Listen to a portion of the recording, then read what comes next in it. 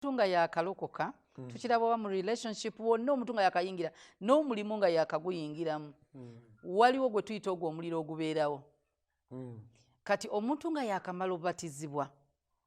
nga Mwoyo Mutukuvu asse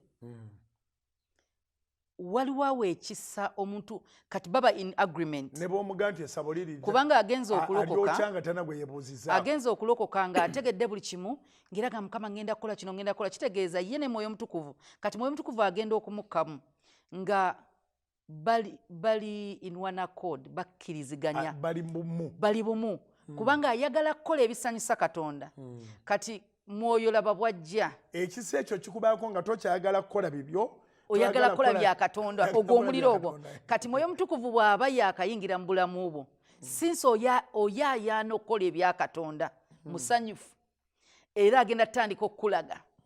kati awo byonna byokola entambula Mukama akulage nti otogendawo eno Abamisiri kye batategera kye bayita ekintu so kati eno tetulina kintu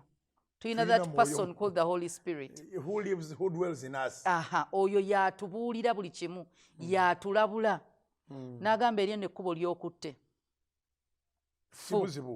so kati omuliro ogwo gwe tuyita omuliro ogwo oguliwo kuva mu kuba nti gwe owulira oyagala kukola buli kimu Katonda ky'ayagala kati Mwoyo Mutukuvu najja akuluŋŋamye nti oyagala kukola kye twagala ekkubo lirino yita wano kola bwoti kati obuzibu ebujjira musumba obututawaanya bwe tuba tuyayaana okukola Mukama byayagala twerabira ekigambo kye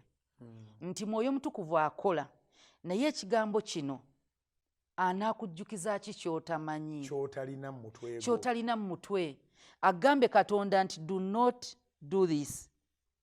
Mwoyo Mutukuvu ne bw'anaayogera ojjaga bwangu batonnatuuka kati kwawula ddoboozi lya Katonda